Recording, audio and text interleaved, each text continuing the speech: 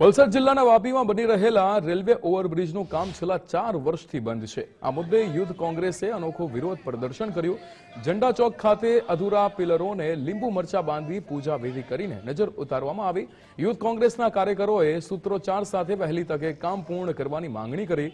શહેરના મધ્યમાંથી પસાર થતી રેલવે લાઇનથી વાપી બે ભાગે વહેંચાય છે। જૂનો બ્રિજ તોડી નવો બ્રિજ 1.5 વર્ષમાં તૈયાર કરવાની મુદત આપી હતી, જો કે 4 વર્ષ બાદ પણ કામ અધૂરું છે। ફાટક પર ટ્રાફિક જામથી નોકરિયાતો અને શાળાના બાળકો પરેશાન છે। લોકોએ અનેકવાર રજૂઆતો કરી છતાં પ્રગતિ ન થતા રોષ વ્યક્ત કર્યો અને તાત્કાલિક કામ શરૂ કરવાની માંગ ફરી દોહરાવી છે।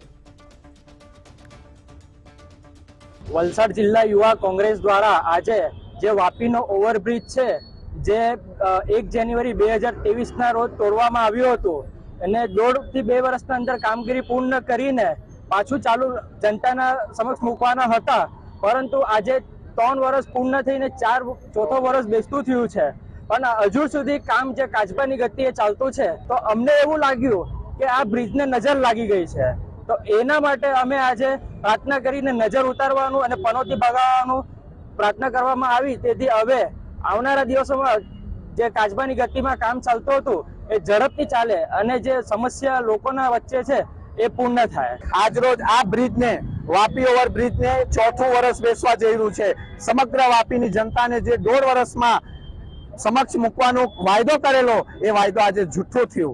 દેખાવા માંગીએ છીએ કે આજે અમે નજર ઉતાર્યું છે અને જો આવનારા દિવસોમાં બ્રિજનું કામ નહીં કરવામાં આવશે તો અમે શાંતિ યજ્ઞ બી કરશું અને તમામ અધિકારીઓને પણ અમે ચોક્કસપણે એમનું તાળાબંધીનું કરશું।